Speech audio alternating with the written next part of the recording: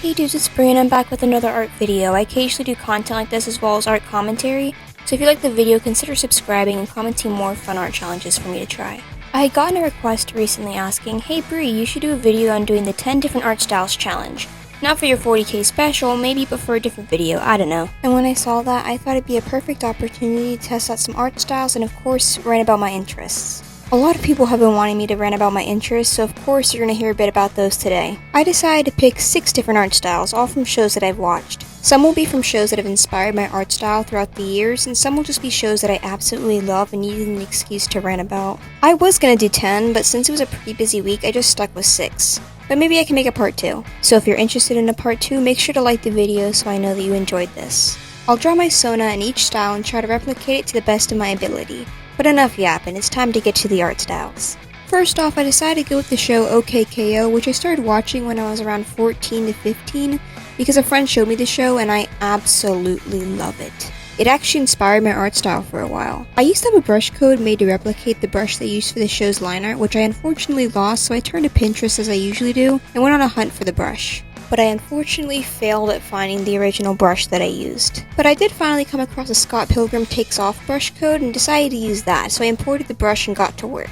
I decided to use the characters Enid and her mom as my reference, and I looked through a few of the characters to get an understanding of the art style. I noticed that sometimes the hands are more cartoonishly circular, and sometimes they look more like hands. And also sometimes it's a mix, so I took note of that. I decided to replicate Enid's body build, but not exactly. I also decided to give my Sona a cuter circular nose instead of a triangular one, and I went with a basic pose.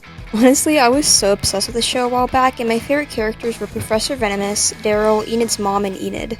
I would watch the show almost like every day with my sisters, and I drew fan art like all the time. Mostly of Daryl, since it was my friend's favorite character, and I would draw him for them. Oh, and I honestly really recommend this show, it's really fun to watch. But let's talk a bit more about the art. I honestly wanted to start off simple, and since I had the art style for months, I decided to start off with this one. And remember how I mentioned the hands a couple seconds ago, and how some of them were blobs, and some of them were circles, and some of them were more realistic? I kind of just try to go with both. Some of the characters did have both, and I wanted to just try both, so that's what I did. Plus, circular hands are just easier. It wasn't too hard, I think the proportions were a little bit wonky, but that's alright. The shading was pretty simple, nothing much, it was kind of just a few darker spots where the shading would be. No like crazy rendering or shading or anything, so it was pretty simple.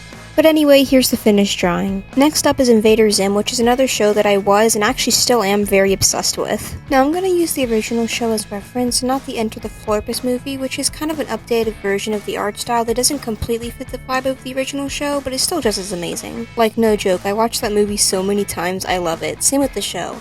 I absolutely adore the art style, which you can also kind of see in Randy Cunningham 9th Grade Ninja, which is also another cartoon that I love. But if you're wondering, that was because John Vasquez, I think that's how you say his name. But he worked in both the shows. In Randy Cunningham, he was the character designer, and in Invader Zim, he was actually the creator of it. I absolutely love his work, which is why I wanted to try his style. This one was way more difficult than the last style, and I had to redo the head a few times because it just looked wonky. The style is kind of weird, but in a good way. I adore how different it is, but oh boy, it was hard to replicate. I originally went with Gaz and Tack as my references, but it was still kind of difficult, so I decided to find more reference sheets. I try to find character sheets of just all of the characters, as well as just background characters in general. I felt like having more references could make this easier, and I could also study a bit more on the style to see the different head shapes and body shapes and all of that. So I went on Pinterest and looked up the character sheets and found a character sheet full of student references from their school. It gave me many references to choose from, and it gave me a better understanding of all the shapes he uses in his character designs. They have these very sharp designs that have a lot of pointy areas, for example the fingers. They also have these semi-rounded angles and limbs. Like the line work would be slightly rounded, but towards the edges of things it'd be very sharp. Like these guys are walking blades. Even their heads have this like cubish sharp look to them. And speaking of the heads, that was mainly the hardest for me since it just wouldn't stop looking wonky like I said. I don't know, I just felt like every time I drew it, it just looked really bad. But I eventually got the hang of it, and I also used this brush for the line art. I tried to find an Invader Zim brush, but I unfortunately couldn't find one, so I just chose one that was closest to the original line art. And actually, speaking of line art, the line art was probably the second hardest thing to do. aside from the sketch and figuring out the proportions of his art style. It was kind of just an annoying process to sit through, though I do think I did pretty good. And instead of using like the classic circular eyes, I used tack as a reference and made more square-shaped eyes instead. I don't know, I kind of just felt like it fit the vibe of my character design. But in the end, this is how it turned out. I like it. I don't think it was the most accurate, but I think it was. I think you get the idea of what I was trying to accomplish. That's good. Next up is Lego Monkie Kid, and I am absolutely obsessed with the show. Like, I freak out the slightest reference of the show, and let me tell you how I wish I found this show sooner. Like, guys, this is Lego, which has already given us a bunch of amazing shit. Like, look at the Lego movie, Lego Ninjago, the Lego Ninjago movie, Unikitty, all of that. Lego was my childhood, and when I figured out there was an animated Lego show, you know I was hyped, man. You can call me a certified Lego super fan, okay? Like, I would sit in my room for hours working on Lego sets. At one point, I wanted a Lego-themed room.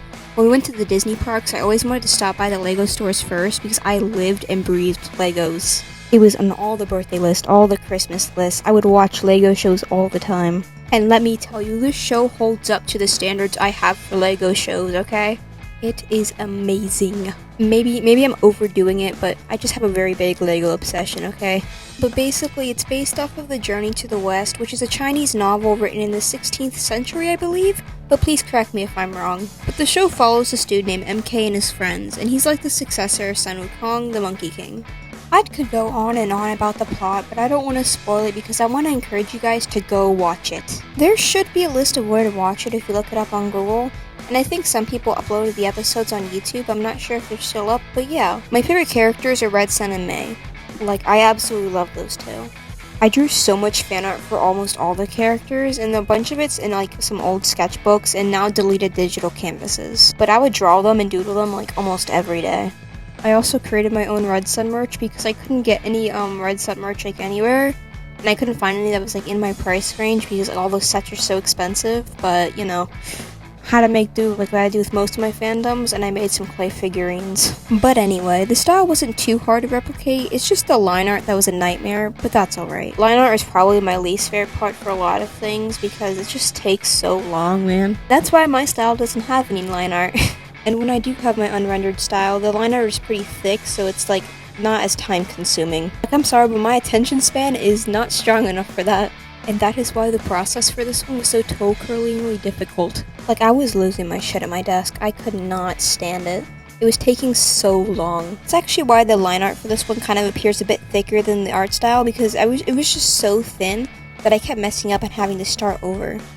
But hey, the coloring was pretty simple, and the show doesn't do this, but I slightly changed the color of some of the line art because it just looked nicer to me, to be honest. Like, the original line art for the show looks nice in complete black, but with the way that I kind of made it kind of thicker, it just kind of looked wonky, you know? So I thought that changing the color of the line art for some of the parts kind of just made it look better, and I think it did. I also used a mix of character design reference sheets as well as just screenshots to reference for my character. But overall, other than the line art looking pretty different and wonky, I think I did pretty good. Next up on the list was the Owl House style, which honestly was another one of the easiest for me as well, since fun fact, my old style was very much inspired by the Owl House. I loved and still love the Owl House. This was pretty easy for me since I tried to replicate the style for a while, but I also kind of wanted to have my own touches, so it wasn't like entirely accurate. The only thing that was really hard for me was the body, but that's alright because it worked out fine. It was just a little struggle. The style is pretty fun and the coloring is pretty simple, but to be honest, the coloring in general for all of these were all pretty easy. I really like this art style though, since it's simple but pretty. And the only shading the style really has is in the eyes with the different colors, but that's pretty much it. I was actually debating for a while on whether or not I should make myself a human, but I decided to just go with the human design. I mostly used Luz and Amity for reference, mostly Amity just for the outfit. As for the references, I just found a character sheet on Pinterest for my reference and looked through them all to kind of get an understanding of the different features in the style with the main characters. As for the line art, I used the fine tip brush that you could find in the Ibis Paint library. It should be close to the top, and actually I think it's the default brush that you usually start off on. But I liked how it turned out. Here's the finished drawing. Next up is the Scott Pilgrim Takes Off style. I was honestly debating between doing the comic style or the show style, but since the show had such an influence on my art style when I first saw it, I went with that. I absolutely love the show and the amount of screen time it gives to Matthew Patel. I literally love this man. He's my favorite Evil X, no question. But drawing in this style was so much fun, and this brush is just, yes, I love it. I'm definitely using it for future pieces. And I again use the Scott Pilgrim brush that I yoinked off Pinterest, which is what I usually do with pretty much all my brushes. A lot of people tend to think that I make my brushes, so to clear that up, Pinterest is my brush savior. Trust me, just look up Ibis Paint brush codes on Pinterest and you'll start to hear a heavenly choir as the brushes come their way. But I'm gearing off topic, so back to the video. Anyway, the art style is pretty simple and doesn't have too much shading, so this was another simple one for me. But it's mostly due to the fact that my style was based off of it for a while and I had some similar styles. I mostly used Ramona and Kim as reference, Kim more for the hair and face, and Ramona also for the hair, the body, and kind of the outfit. When I was inspired by this style, I mostly took references from the face and nothing really else, so drawing the body was actually pretty new for me. But surprisingly, it wasn't really too difficult at all, just new. I honestly feel like this was the most accurate, and to be honest, I feel like all of my designs aren't accurate, but you can definitely tell what inspired them if you know the shows. But hey, maybe my standards are just too high and you guys disagree. But I just feel like they're all a bit off. But this is just a practice exercise to just test my abilities in art, so I don't mind too much.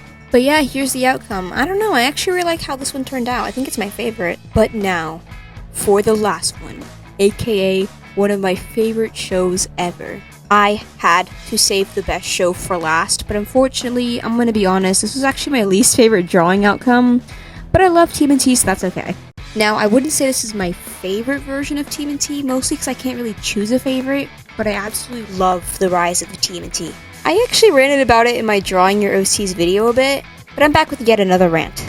Studying this style was actually really freaking hard, and I honestly think the head was what really ruined it. Like, I think the proportions overall are just a bit wonky, but the head just looks so off for some reason. I don't know. I think it's just very squished. But anyway, much like the Invader Zim style, it had a very sharp look to it. There were a lot of points. Like, I'm pretty sure I could stab someone with those fingers. But I've always loved the show from the second it came out. And while I never actually took inspiration from the art style, I absolutely love the show, so it had to be included. Donnie, the Purple Dragons, and Mikey are my top favorite characters.